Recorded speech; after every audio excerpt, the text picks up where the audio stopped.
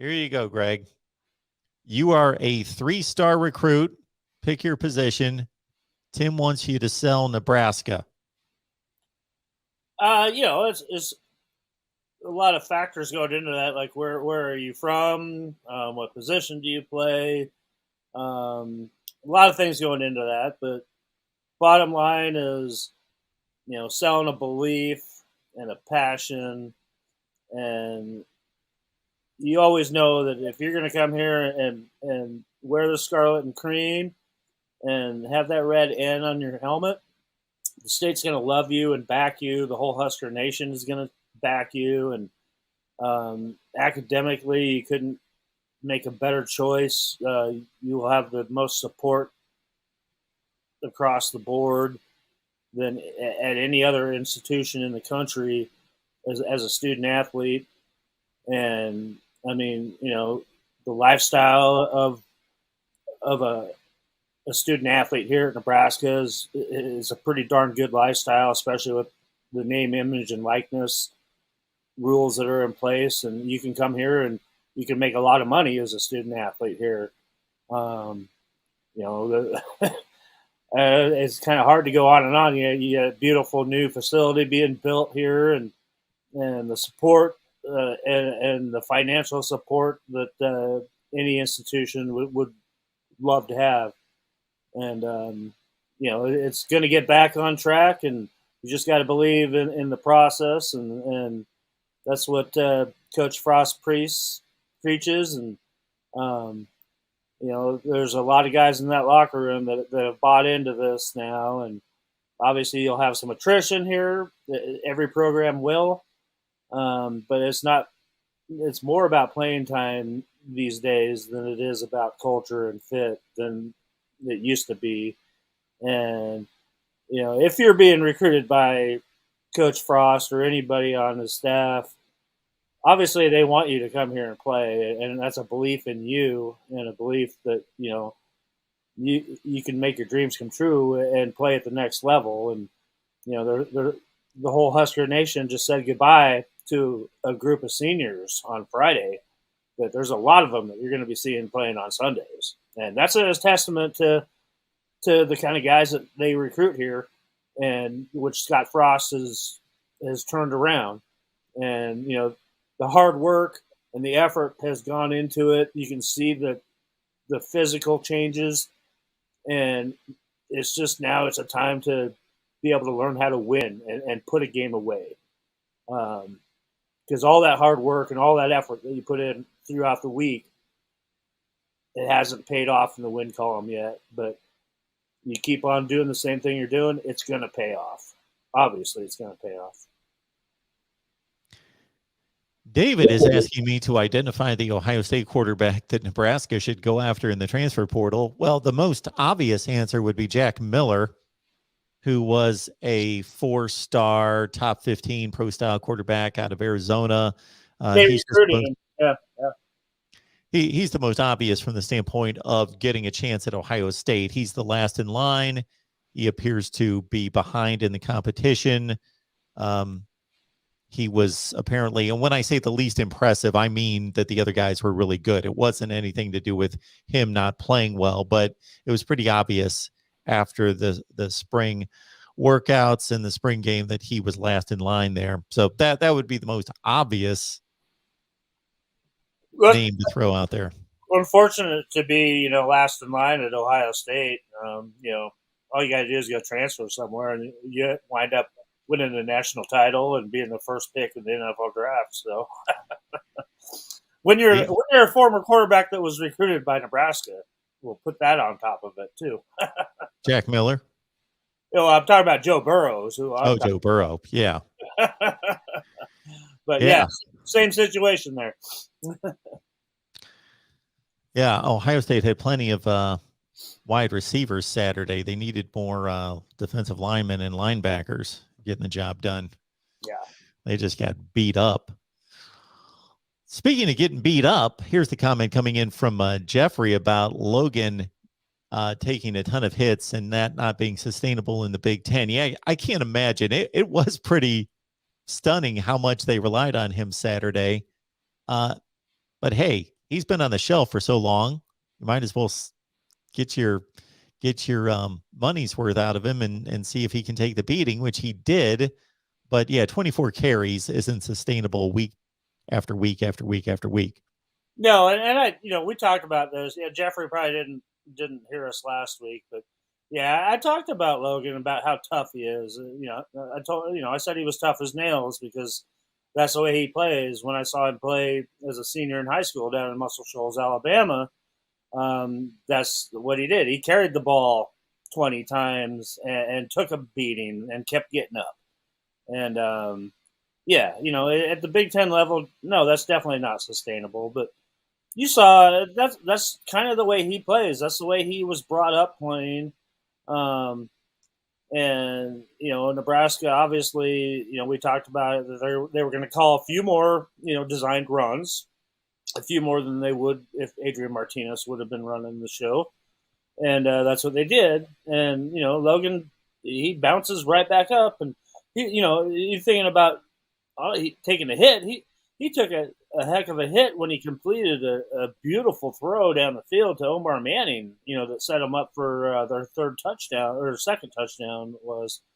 No, third touchdown. And yeah, no, he is one tough son of a gun, and that's the way he's come up. And but I kind of compare him to like a Christian McCaffrey type of a guy who takes a heck of a beating every Sunday.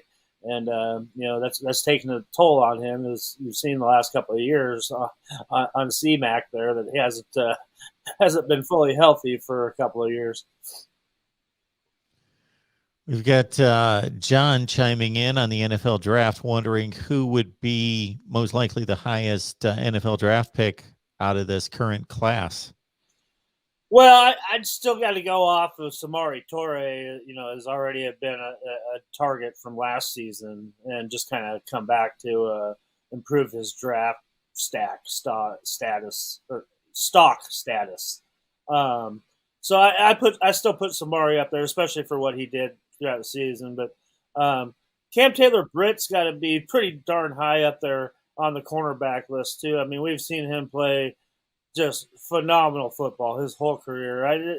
The first time I saw him out there on the field, on the practice field, I said, damn, that's a football player right there. Austin Allen as well has increased his stock so much, as a big 6'9" tight end who rewrote the record books as a tight end at Nebraska this year, surpassing Junior Miller in the stat book. So those three guys, obviously, I think actually, have a chance to be up there in the first couple, 2 or 3 rounds as pretty high picks. And Ben Stilley, another guy that increased his stock quite a bit. His dad shared to me Friday morning on the sideline before the game that he'd just gotten an invite to the Aloha Bowl.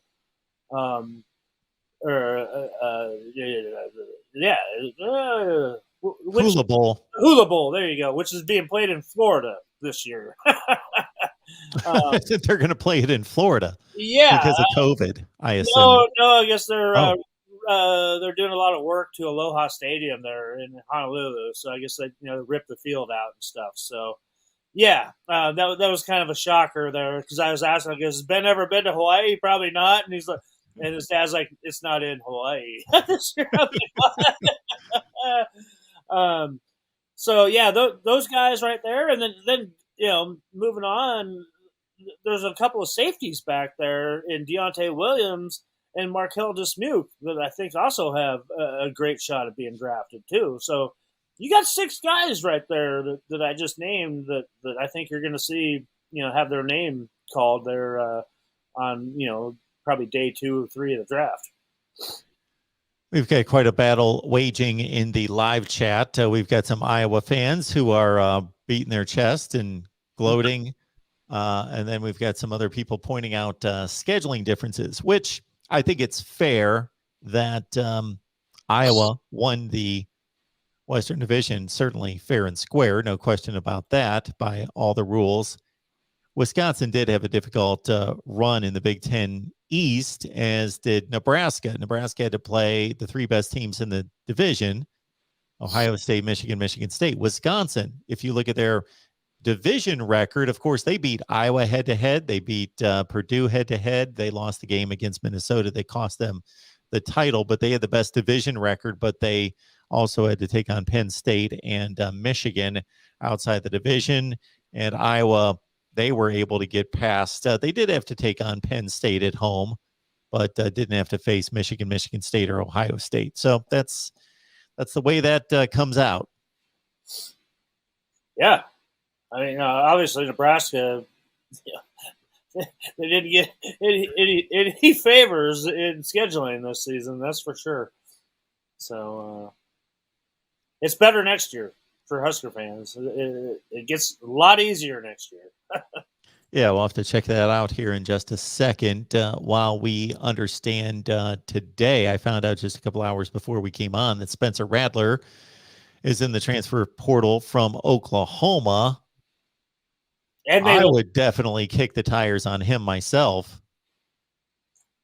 Yeah, it's kind of funny. I mean, and also Oklahoma also just lost their 5-star number one quarterback recruit in the country, who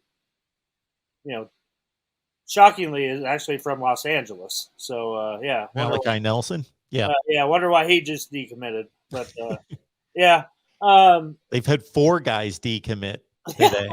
Yeah, well, there's more to come, I'm sure. But yeah, it's funny. I was going to say that all I've seen for like the last week or two out of Husker fans is, I don't want Spencer Rattler. Don't go after him. But I don't know how you could not. Obviously, with his resume coming out of high school and what he did in the All-American game, coming in as a highly recruited kid, and yeah, he had a rough go with his first season, and you know what, Adrian Martinez did too, and I don't know that he had that rough of a go. I was kind of shocked that he lost his job, to tell you the truth. I'm just kind of going at it as a point where he got he got replaced. So yeah, he got replaced. Yeah, he played all of last season as a freshman. Yeah, and it I guarantee that his numbers were. Yeah. He threw some costly picks his first few games. They lost 2 games, but I guarantee his numbers last year were pretty exceptional. He threw 28 touchdowns and 7 picks last year, 68% completion percentage. Not bad at all. Yeah. I don't know why. I don't know why you wouldn't want him on your roster. I don't either. Yeah. I'd go after him. Oh yeah, I would too. I mean, I loved him coming out of high school. I met him. I covered him down in San Antonio at the All-American game, and yeah, I loved what he was doing there the whole week. So yeah.